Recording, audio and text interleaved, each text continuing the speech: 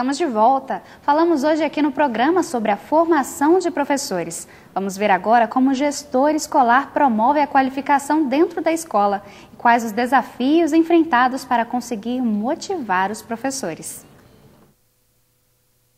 O meu maior desafio é estar preparado para receber grupos tão diferentes de professores. Professores que já estão preparados, que chegaram agora, que já têm um domínio sobre a parte do conteúdo e a parte humana. Bem como aqueles que, apesar de ter um domínio sobre o humano, sentem alguma necessidade de atualização. De acordo com o diretor, é sua função orientar, auxiliar e, se preciso, buscar cursos para oferecer ao profissional que precisa de capacitação. Apesar do esforço, Ermelindo conta que ainda existe resistência.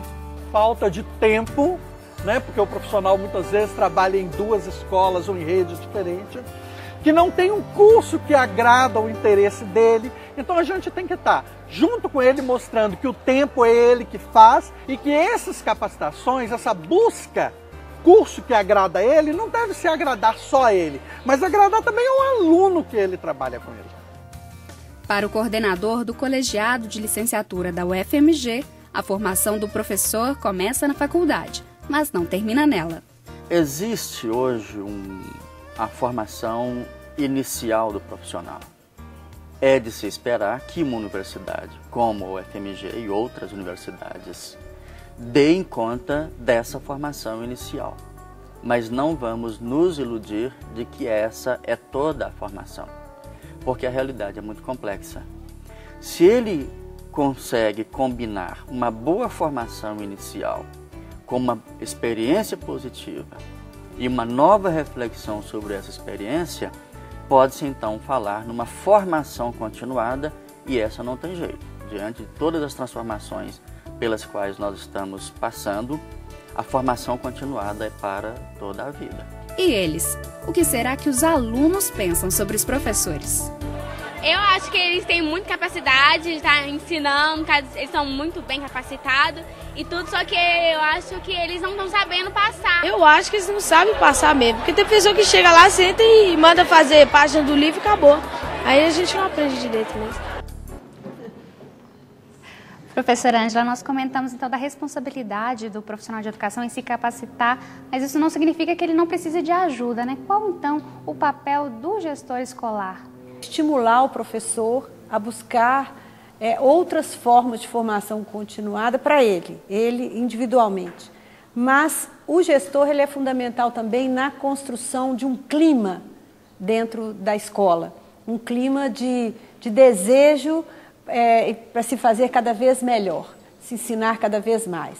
Então, a construção do projeto pedagógico da escola em conjunto, aquele ambiente em que existe uma sinergia pelo desejo de se fazer melhor, né? Estimular aqueles momentos importantes na escola, como o conselho de classe, as discussões pedagógicas, para que o professor possa estar trocando ideias com os seus colegas. Isso é muito importante. E o gestor, ele é fundamental nesse sentido, porque ao construir o projeto pedagógico, o conteúdo, não é? aquele conhecimento que paira na escola como um todo, como uma unidade, não é? Que tem ali pessoas diferentes, que pensam diferentes, mas que tem uma prática que merece ser refletida para construir algo que, na verdade, diz respeito a ela, que tem uma identidade. O diretor ele é fundamental. Eu acredito muito na pessoa dele como uma liderança, porque ele pode favorecer esse tipo de clima na escola, clima organizacional. Pode falar, professora. Não, eu fico imaginando o desafio que é quando nós pensamos no perfil, por exemplo, do coordenador pedagógico e a importância que é um diretor, o gestor da escola, entender o papel e a identidade do coordenador pedagógico, que muitas vezes é utilizado na escola como um substituto, como um faz-tudo e não como um gestor ou um cogestor do projeto político-pedagógico. O coordenador pedagógico, além de ele participar da elaboração, ele participa da gestão do projeto político-pedagógico e a gente sabe que faz toda a diferença. Um estudo recente mostra que se você chegar na maioria das escolas e perguntar para o coordenador pedagógico o resultado do IDEB da escola, ele não sabe. E como se você não sabe interpretar dados de avaliação do resultado do seu projeto, como é que você está fazendo gestão de um projeto? Porque a gente, quando tem um projeto, tem um objetivo. E essa coisa de a gente não ter medo de dizer que o papel e o desafio maior do educador é garantir direitos de aprendizagem de alunos. Esse é um dos papéis fundamentais, porque a escola é fundamental na construção do convívio social, da construção da cidadania, mas tem que trazer para si a responsabilidade de garantia de direitos de aprendizagem. Se você não tem essa discussão muito clara, isso só você discute coletivamente, você constrói coletivamente no projeto político-pedagógico. E você avalia se você está atingindo esse objetivo através das avaliações externas, sem medo, como diagnóstico realmente. Então, aprender a trabalhar isso e aprender a trabalhar que esse espaço de conviviabilidade que tem que ser garantido parte também da relação com as famílias, o conhecimento da realidade dessas famílias, como a professora pedagoga anteriormente tinha citado. Então, cada projeto pedagógico tem que ter essa riqueza da participação da comunidade numa gestão democrática, os conselhos escolares, trazendo o saber local para dentro da escola. Então, isso para mim é o desafio do educador. Então, qual que é a importância de uma construção coletiva do conhecimento, professora Glaura? A gente vê que os alunos, às vezes, acreditam que o professor está capacitado, mas não sabe, às vezes, passar o conhecimento. Qual o papel, então, dessa construção coletiva, do gestor identificar essa necessidade? Olha, é realmente importantíssimo. Não é fácil. Não é fácil porque, na verdade, você tem professores com formações muito diferentes, com preocupações diferentes, com experiências de classe diferentes, né? E eu acho que harmonizar tudo isso não é fácil. E eu acho que nós não aprendemos ainda a gerir democraticamente uma escola, não é? E então, realmente, precisamos aprender isso, a captar o interesse de cada um, harmonizar isso aí, que também não é fácil, mas na medida em que a gente trabalha junto com os professores, é possível melhorar essa questão. Acho que nós estamos longe ainda de atingir esse ideal, mas vamos chegar lá.